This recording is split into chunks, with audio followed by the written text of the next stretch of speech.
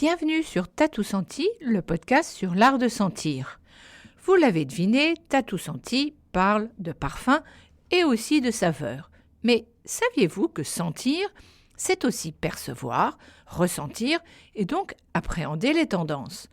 Au final, pour bien sentir, il faut se sentir bien. Mes invités seront donc tout naturellement des parfumeurs, des chefs d'entreprise, des chocolatiers, des chefs, et tous me parleront de leur parcours, de leur innovation, succès et échecs, tout en mettant l'accent sur la créativité et l'audace. Tout ceci au cours d'une conversation complice. Ce podcast est animé par Bettina Eckroyd, journaliste, experte parfum et saveur et créatrice du blog tatousenti.com. Bonjour et bienvenue sur T'as tout senti, le premier podcast parfum sur l'art de sentir. Suivez-moi dans le jardin du parfumeur à Versailles, un jardin ouvert au public dès demain. Il s'agit d'une création qui vient des idées partagées entre les jardiniers et Francis Kurkdjian, mécène de ce lieu avec la maison Francis Kurkdjian. Donc, en avant-première, T'as tout senti a tendu le micro à Francis Kurkdjian, parfumeur et directeur artistique de la maison Francis Kurkdjian et des parfums Dior, puis à Giovanni Deloup, le concepteur et réalisateur de ce jardin, aux côtés d'Alain Baraton, jardinier en chef du domaine de Trianon. Fait extraordinaire, même en 2023, le château et les jardins de Versailles ne cessent d'innover et de créer, grâce au dynamisme de Catherine Pégard, la présidente du château. Ce jardin, en effet, est à la croisée du jardin et de la parfumerie. Il renoue avec l'histoire du château, où le métier de parfumeur a vu le jour dès le XVIIe siècle. Juste quelques mots avant de rentrer dans le jardin. Ce fut une joie immense de tendre mon micro à Francis, car je dois vous dire que je le connais depuis fort longtemps, avant qu'il ait même signé le Mal de Jean-Paul Gaultier. Époque où il était chez Quest International, aux côtés de grands parfumeurs comme Françoise Caron, Christine Nagel, aujourd'hui chez Hermès, Christopher Sheldrake, aujourd'hui chez Chanel, pour n'en citer que quelques-uns. Une équipe dirigée par Yves de Chiris, directeur de la création, et Michel Meyer, l'âme derrière le CEW. Belle époque où le rapport au temps était bien différent. Enfin, je voudrais rajouter que Francis est resté le même depuis toutes ces années et malgré sa fulgurante carrière, bien rare aujourd'hui. Et maintenant, mettons nos bottes pour suivre Francis et Giovanni. Bonjour Francis. Bonjour Bettina.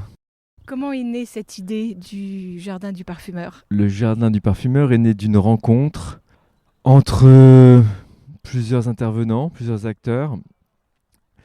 Catherine Pégard, présidente du domaine du château de Versailles, les jardiniers du domaine de Trianon et de Châteauneuf, parce que ça s'appelle Châteauneuf ici, où nous sommes, et moi-même et mes équipes de la maison et de Marc Chayam, le président et cofondateur de la maison. Si je ne m'abuse, en fait, ce jardin du parfumeur, c'est un peu, en quelque sorte, un point d'orgue pour toi, étant donné que tu entretiens depuis un moment une relation étroite avec ce jardin.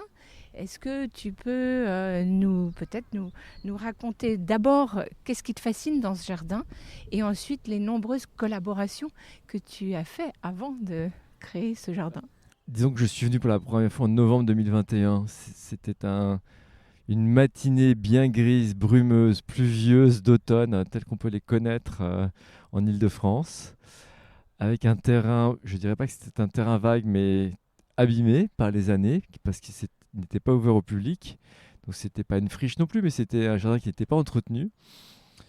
Et donc on a essayé de se projeter avec les équipes d'Alain Baraton, on a essayé de se projeter dans un rêve commun qui était de redonner à ce jardin une âme de parfumeur, une âme odorante, avec des odeurs, avec la diversité végétale que la nature donne aux parfumeurs. Parce que même si les parfums sont...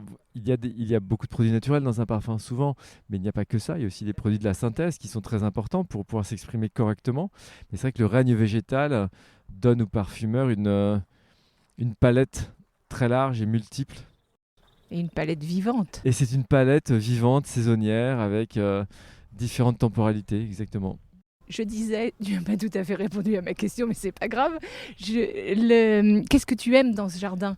Mais dans le jardin quand tu as découvert le jardin de Versailles, dans les jardins de Versailles. Dans le jardin de Versailles en général, ce qui est intéressant dans les jardins de Versailles, parce que c'est pas un mais des jardins à Versailles, c'est l'évolution presque du style entre le jardin à la française très rigide, presque roïde, dans cette idée que l'homme maîtrise la nature.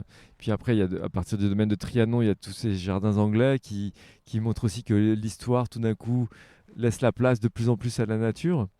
Oui, qu'elle reprend son droit. Et qu'elle reprend son droit. Et aujourd'hui, dans ce jardin du parfumeur, on est un peu dans l'entre-deux. Il y a un ordonnancement, une hiérarchie des végétaux qui sont mis en place. Et en même temps, il y a une idée de laisser libre cours aussi à des inspirations, à des cohabitations. On fait cohabiter des iris avec du romarin et des plantes qui n'ont pas besoin de beaucoup d'eau, parce qu'il faut aussi que les plantes cohabitent dans un univers qui leur sont favorables. Donc il faut faire attention à ces cohabitations. Donc voilà, c'est beau finalement de voir les iris, de voir les roses, de voir les plantations d'herbes aromatiques, les différentes variétés de romarin, de basilic, de sauge qui sont en fleurs en ce moment. Voilà, c'est un jardin qui est à la fois pour moi élégant, sans ostentation. C'est ça que j'aime beaucoup. J'aime beaucoup ça. Dis-nous quelques mots de ces collaborations que tu as pu avoir avec les jardins de Versailles. Mon histoire avec Versailles, elle date... Oui, elle remonte. Mon histoire avec Versailles, elle remonte à 1990, quand j'étais étudiant à l'école de parfumerie à l'ISIPCA. Je venais avec quelques camarades, on venait s'allonger sur les pelouses pour réviser nos cours. Mm-hmm. Au même moment, j'ai eu cette chance incroyable d'avoir un rôle de danseur dans une compagnie de danse locale qui œuvrait pour les spectacles et les sons et lumières du château. Donc j'ai incarné Louis XIV avec un casque à plumes et des robes dorées. Et puis après, plus sérieusement, à partir de 2004-2005, des collaborations artistiques avec la recréation d'un parfum attribué à Marie-Antoinette, la recréation du geste du gantier avec la recréation de gants parfumés, et 2008-2009, les installations encore plus grandes sur des bulles de savon parfumées dispersées sur le bassin de la Tonne, la mise en lumière et en odeur avec des bougies parfumées du bosquet de Lancelade, le bosquet des Trois Fontaines avec une mise en parfum du bosquet des Trois Fontaines. Donc c'est pour moi... Versailles, c'est un terrain à la fois d'inspiration et un terrain de jeu. Quel est le message que tu veux donner avec ce jardin du parfumeur ? L'idée, c'est de montrer la diversité végétale dont un parfumeur a besoin pour pouvoir s'exprimer avec les matières premières. L'idée, c'est aussi d'éduquer notamment les jeunes publics sur l'odorat et l'importance de l'odorat, parce qu'on pourra sentir les plantes, on pourra les toucher. Et pour le parfumeur, c'est pas que les fleurs, c'est aussi les écorces, c'est aussi les feuilles, c'est aussi le bois. Donc c'est aussi montrer cette diversité. Sans doute, espérons évoquer des vocations aussi bien de parfumeurs que de jardiniers, parce que c'est quand même un merveilleux endroit. Il y a une équipe de jardiniers extraordinaire, totalement dévouée à l'endroit. Et c'est peut-être aussi redonner à Versailles ce que Versailles m'a tant donné pendant toutes ces années. Dans l'avenir, dans un avenir proche, comment le vois-tu évoluer ? Ce jardin ? Oui. On réfléchit à des thématiques. Donc là, on est sur... là, en fait, on ouvre le jardin. Donc il y a encore... pas mal de détails à régler, s'assurer que les plantes vont bien vivre entre elles, qu'elles vont bien pousser sous des climats, ça devrait très bien se faire. Et puis ensuite, on réfléchit déjà maintenant à 2024, 25, 26, faire des rotations avec des thématiques sur les aromatiques par exemple, sur les notes mentées, sur les notes anisées. Voilà, essayer d'animer le jardin pour qu'on ait toujours envie de revenir et de poser son nez quelque part. Ouais, ça sera en fait un jardin qu'on pourra venir voir presque 365 jours par an. Il est ouvert, il sera ouvert officiellement de mémoire, il est ouvert il sera ouvert de avril à la fin du mois d'octobre de mémoire. Mais ce que je veux dire par là, c'est que c'est un jardin qui va évoluer sans cesse, donc ça sera un jardin où il faudra revenir pour y voir et y sentir surtout. Ah oui, parce que la saison, pour aller dans ton sens, la saison des lilas est passée. Là, les seringues pointent le bout de leur nez, les iris c'est presque la fin, les roses cette année sont tardives donc elles sont en pleine floraison, explosion. On va avoir d'ici 15 jours, 3 semaines les pivoines qui vont arriver. Donc oui, c'est le jardin, c'est ça aussi, c'est aussi la vie, c'est le temps qui passe. Ah, totalement. Voilà. Ok, merci. Est-ce que tu as envie de rajouter quelque chose que j'aurais oublié? Non, Bettina. Bon, parfait. Non, merci Bettina. Je suis en présence de Giovanni Dello, qui est le jardinier qui a dessiné ce jardin du parfumeur. Donc peut-être juste avant de commencer, dites-nous depuis combien de temps vous êtes à Versailles et qu'est-ce qui vous a donné envie de venir à Versailles? Parce que si je suis exacte, vous êtes italien. Oui, tout à fait. Je suis italien, même si je suis en train de prendre la double nationalité. Et ça fait 7 ans désormais que je suis arrivé à Versailles, un petit peu pour un cas de tout hasard. Et pourquoi j'ai décidé de rester? Parce que à Versailles, il y a tout. On a tous les styles de jardin, il y a une mentalité très ouverte et très dynamique, ce que j'ai apprécié dès le début et qui m'a poussé, notamment les soutiens aussi de la part de la hiérarchie, à l'innovation, au projet. Et donc, tout ça qui m'a motivé à rester ici et qui m'a fait tomber Juste avant amoureux de de rentrer dans Versailles. ce jardin du parfumeur, quels sont les jardins ou les endroits que vous aimez le plus dans les jardins de Versailles? Dans les jardins de Versailles, bien évidemment, le haut de Oui. la Reine. Et je pense que ça a été mon premier coup de cœur, surtout le voir les matins dans la brume à l'automne avec des couleurs magnifiques. Les jardins français du Petit Trianon, je pense que c'était l'un des jardins qui m'a fait plus apprécier cette régularité stricte et les grands parcs. Après, bien évidemment, tout ce qui est Versailles, en vrai, les bosquets sont très impressionnantes, mais je pense ces parties-là ont été On mon vous a coup de donné une cœur. page blanche, c'est vous qui avez dessiné le jardin. Comment est-ce que les premières idées sont venues? Est-ce que vous avez eu des directives? Comment ça s'est passé? Alors oui, on avait une page blanche, en fait, presque complètement blanche. Voilà, on avait Oui. quelques bords, voilà, déjà dessinés. Non, ce jardin est quand même, oui, mon fruit, mais surtout celle-là de mon équipe. C'est une équipe qui est très investie Une dans ce équipe de combien projet. de personnes? Là, on n'est resté que trois depuis quelques temps, mais sinon on D'accord. était quatre. Surtout, c'était un très beau défi parce que concentrer toutes ces plantes parfumées, je l'avais jamais imaginé. Au mieux, imaginé, oui, mais souvent quand on plantait, oui, c'est le parfum aussi, c'est très bien, mais on était plutôt calé sur l'aspect visuel. Et là, se concentrer plutôt sur les parfums que l'aspect visuel, ça a été quand même un défi Oui. et un monde à découvrir. Mhm. Là, ça a été très intéressant quand même les échanges qu'on a eus avec l'Amazon Francis Courjean, qui est le Oui. partenaire du projet, pour agrandir nos connaissances. Je pense que des deux côtés, on a... Mhm. on s'est tous enrichis, comme ces lieux, parce que l'un de mes objectifs, c'était de pouvoir ouvrir ces lieux au public et notamment, on pourra l'ouvrir des rendez-vous au jardin D'accord. prochain. En fait, il fait moins d'un hectare. Je crois qu'il est divisé en 3 jardins différents. Comment se sont dessinés ces jardins? Et est-ce que vous pouvez me dire un mot sur chacun des jardins?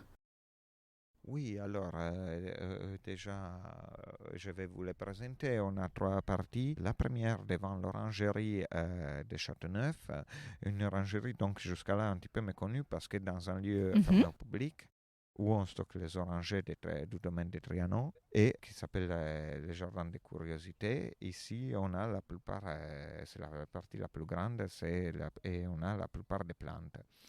Toutes ces plantes, on parle des plantes méditerranéennes parce que c'est la partie également plus ensoleillée. À l'intérieur de cette parcelle, on a aussi une serre semi-enterrée qu'on vient de restaurer et Oui. donc qu'on va recommencer à exploiter.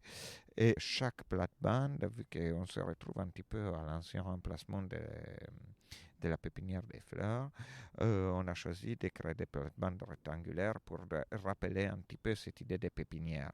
Mais chacune de ces Ouais. plates-bandes est traitée comme un massif différent. chose qui nous complique la vie pas mal, parce que donc ça nécessite une réflexion, voilà. Mais on aime bien se compliquer la vie, parce que nous, tout est facile. Ça serait pas drôle autrement. Voilà, ça c'était la première partie, la plus grande. Tout de suite adjacente à cette partie, de l'autre côté du mur, on a en vrai la partie qu'on appelle sous les arbres.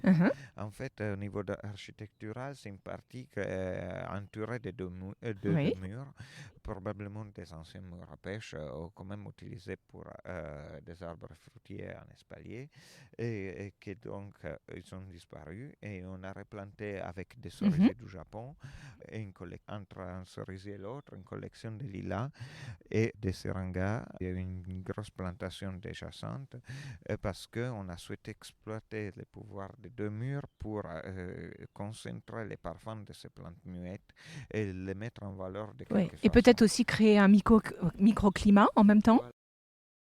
Voilà, exactement.